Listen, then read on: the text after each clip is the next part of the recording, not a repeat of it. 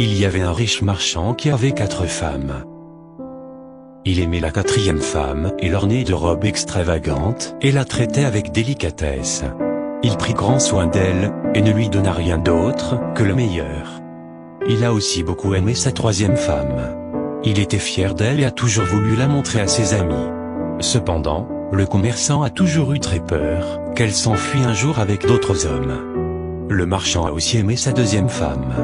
Elle était très attentionnée, toujours patiente et sa confidente.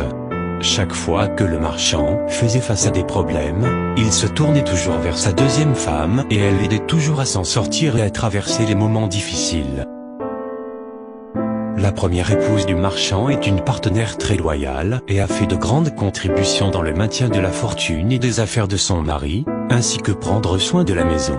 Cependant, le marchand n'aimait pas la première femme, et bien qu'elle l'aimait profondément, il ne la remarquait guère. La fin arriva. Un jour, le marchand est tombé malade. Peu de temps après, il savait qu'il allait bientôt mourir. Il pensa à sa vie luxueuse et se dit: maintenant j'ai 4 femmes avec moi. Mais quand je mourrai, je serai seul. Je serai vraiment seul. Ainsi, il a demandé à la 4e femme: je t'ai le plus aimé, je t'ai offert les meilleurs vêtements et j'ai pris grand soin de toi. Maintenant que je suis en train de mourir, est-ce que tu me suivras et me tiendras compagnie? Pas question, répliqua la 4e femme, et elle s'éloigna sans un mot de plus. La réponse était comme un couteau aiguisé dans le cœur du marchand. Le marchand triste a alors demandé à la 3e épouse: je t'ai tellement aimé pendant toute ma vie. Maintenant que je suis en train de mourir, est-ce que tu me suivras et me tiendras compagnie? Non, répondit la 3e femme. La vie est si belle ici. Je vais me remarier quand tu mourras. Le cœur du marchand fondit de tristesse.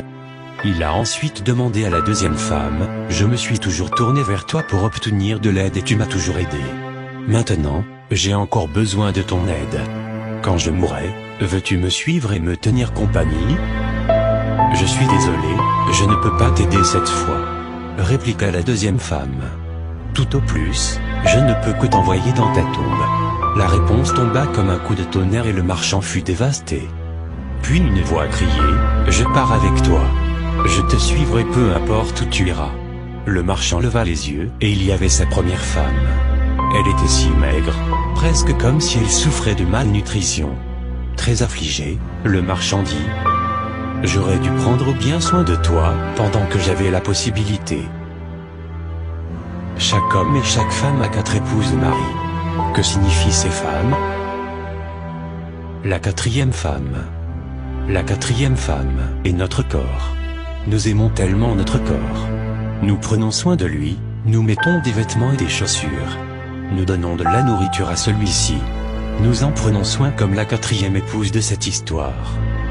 Mais malheureusement, à la fin de notre vie, le corps ne peut pas nous suivre dans l'autre monde. La 3e femme. Notre 3e épouse. Nos possessions, statut et richesses. Quand nous mourrons, ils vont tous aux autres. La seconde femme. La 2e épouse est notre famille et nos amis. Peu importe à quel point ils étaient là pour nous quand nous sommes en vie, le plus loin qu'ils puissent rester près de nous est jusqu'à notre tombe.